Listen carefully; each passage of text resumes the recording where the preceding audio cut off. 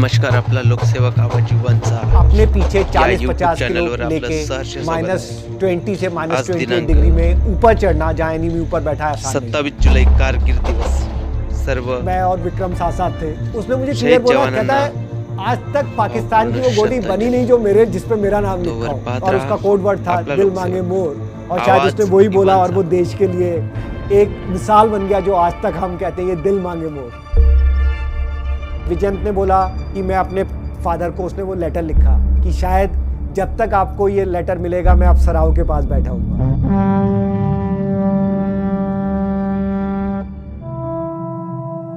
मेरा नाम कैप्टन अखिलेश सक्सेना है और ये मेरा सौभाग्य था कि कारगिल की लड़ाई में मैंने अपने ट्रूप्स को लीड किया था और टोलोलिंग की जीत में एक अहम भूमिका निभाई थी।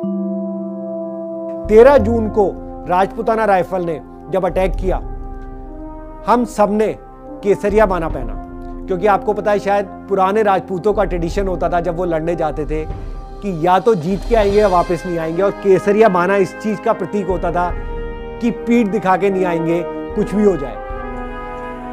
हाँ, जिसके ऊपर हमें लगभग 85 डिग्री सीधा चढ़ना था और लास्ट में तो 95 डिग्री बिल्कुल वर्टिकल चढ़ाई थी। तो परिस्थितियां हमारे विपरीत थी, वेदर हमारे विपरीत था, हम तैयार नहीं थे, हमारे पास स्नो बूट्स नहीं थे, हमारे पास स्नो टेंट नहीं थे, हर तरह से परिस्थिति हमारे अगेंस्ट थी। बस केवल एक चीज़ थी हमारे पास, वो जुनून, वो जोश, और उस कंट्री के लिए, उस तिरंगे के लिए कि कुछ भी हो जाए हम इस तिरंगे को नहीं झुकने देंगे। और इन पहाड़ियों पे जो इंडिया का पार्ट थी, हम दुश्मन के नाकाम कदम को पीछे खदेड़ के वो तिरंगा वहां फहराएंगे ही फहराएंगे, चाहे उसके लिए हमें जो भी कीमत देंगे। और एक हमारा ट्रेडिशन होता है कि जब हम बहुत डिफिकल्ट अटैक में जाते हैं जिसमें जिंदा आने के चांसेस बहुत कम बचे होते हैं, तो आप खुद अपनी वाइफ को और या अपने पेरेंट्स को, अपने नियर एंड डियर को लेटर लिखते हो कि शायद मेरा ये लास्ट लेटर है, मैं इस अटैक के लिए जा रहा हूँ, अगर मैं नहीं आऊँ, फिर आप उसको बंद कर देते हो और उसमें ये इंस्ट्रक्शन होता है अगर ये ऑफिसर या जवान वापस नहीं आया तब वो लेटर उसकी वाइफ या उसके पेरेंट्स के पास जाता है, और उसमें लिखा होता है कि जब तक आपको ये लेटर मिलेगा मैं नहीं होऊंगा, क्योंकि वो लेटर आपको तभी मिलेगा अगर वो ऑफिसर या जवान शहीद हो चुका होता है। तो मैंने उस लेटर में लिखा कि अगर मैं नहीं आया तो हम मैरिज हुई और हम केवल 1 महीने के लिए ही साथ रह पाए, बट हाँ मेरा कुछ कर्तव्य था, शायद मैं एज ए हस्बैंड अपना कर्तव्य पूरा नहीं कर पाया। मैंने अपने पेरेंट्स को लिखा कि शायद आपके ओल्ड एज में मैं ना हूँ तो आप मेरी शहादत का अफसोस नहीं करना, और गर्व के साथ कहना कि आपके बेटे ने जिस काम के लिए गया था वो काम उसने अंजाम दिया है।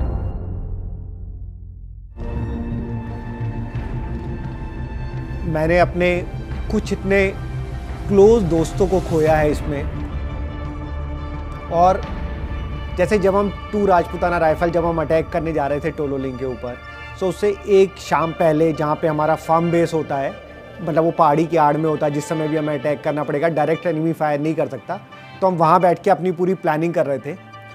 और हम ऐसे बात कर रहे थे तो विजयंत ने ऐसे बोला कि कल पता नहीं कौन होगा कौन नहीं होगा, राइट, क्योंकि सबको पता है कि हम एक ऐसे अटैक के लिए जा रहे हैं, आएंगे नहीं। सो मेजर विवेक गुप्ता थे जो एक तरफ से अटैक लीड कर रहे थे, उन्होंने बोला नहीं, हम सब होंगे और हम कल रात को या परसों रात को, जिस दिन भी, हम साथ बैठ के ड्रिंक करेंगे और डिनर करेंगे और इस जीत को सेलिब्रेट करेंगे। जो मैं आपको बोल रहा हूँ निश्चय कर अपनी जीत का, वो बहुत क्लियर था।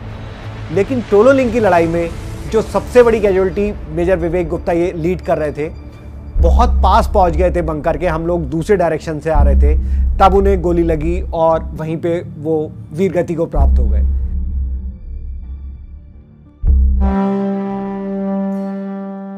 जो हमारी रीइंफोर्समेंट आने वाली थी, क्योंकि जब हम ऊपर जाते थे तो हम कुछ खाने के लिए नहीं ले जाते थे, कुछ पीने के लिए नहीं ले जाते थे, क्योंकि उतना वेट लेने की जगह मैं उतनी गोली रखता हूँ, ग्रेनेड रखता हूँ, क्योंकि मुझे पता है शायद भूख से नहीं मरूंगा, शायद प्यास से नहीं मरूंगा, लेकिन अगर गोलियां कम नहीं पड़नी चाहिए, राइट, कमांडो अटैक में।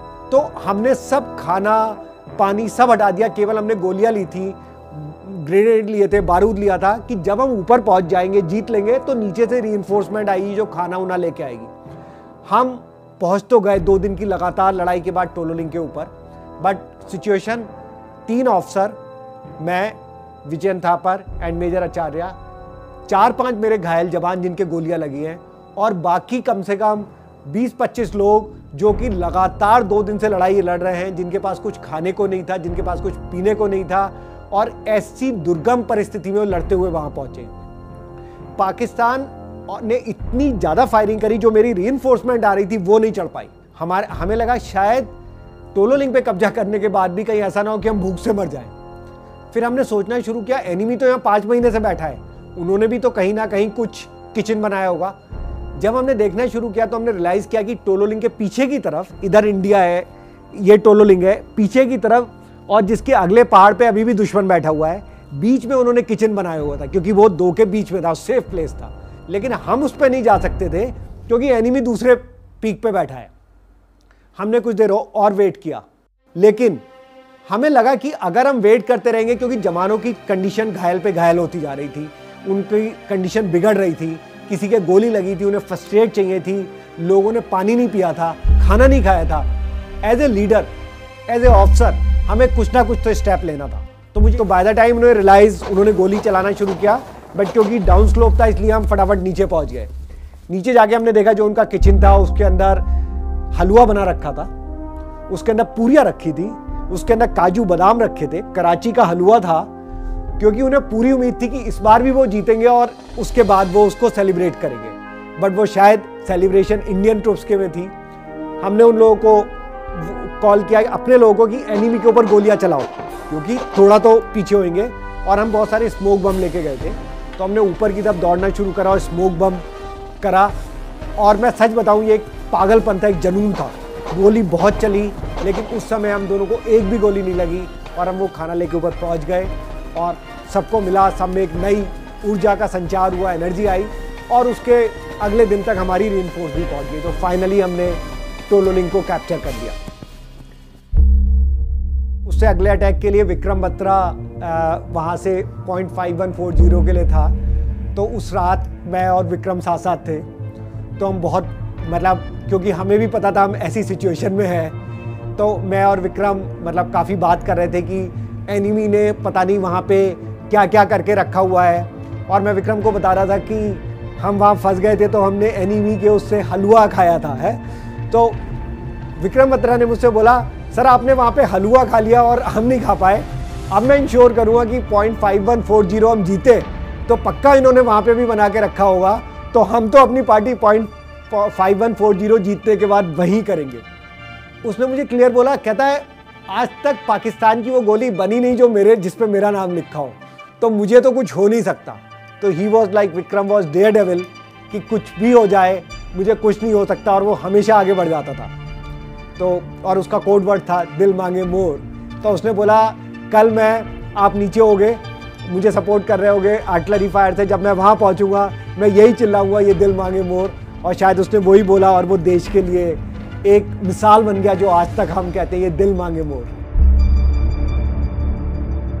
अटैक इतना डिफ़िकल्ट है कि मैं अपने फादर को, उसने वो लेटर लिखा कि शायद जब तक आपको ये लेटर मिलेगा मैं अफसराओं के पास बैठा हूँ। हम सब ने, मेजर आचार्य ने अपनी वाइफ को लेटर लिखा, हम सब ने दोबारा, क्योंकि वो टोलोलिंग जैसा अटैक था जिसमें बहुत डिफिकल्ट था, क्योंकि एनिमी 3 पिंपल्स थे, 3 पीक थी ऐसे करके, उनके ऊपर बैठा हुआ था और पीछे से पूरी सपोर्ट थी, हर पीक पे ऐसे चलना था।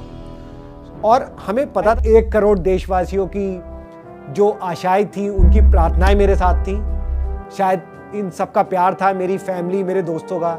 अभी मुझे गोलियों की वजह से मैं बाहर आया, अब मैं कॉर्पोरेट पे बहुत सीनियर लेवल पे हूँ, मैं वाइस प्रेसिडेंट हूँ टाटा ग्रुप में, पूरे ग्लोबल लेवल पे ऑपरेशंस को हेड कर रहा हूँ। शायद मैं कल सीईओ भी बन जाऊँ, लेकिन मैं आज भी हर किसी से बोलता हूँ, मेरे जीवन का सबसे बड़ा पल जब हम लोगों ने तिरंगा फहराया था टोलोलिंग पे और दूसरी पहाड़ियों पे, उससे बढ़कर ना आज तक कुछ होगा और ना कुछ हो सकता है। तो कुछ भी हो, निश्चय कर अपनी जीत का, आई थिंक मेरा फेवरेट डायलॉग हो, कुछ भी हो हम जीत के दिखाएंगे। और जय हिंद मेरा सबसे बड़ा है, मैं गुड इवनिंग गुड मॉर्निंग की जगह जय हिंद बोलता हूँ।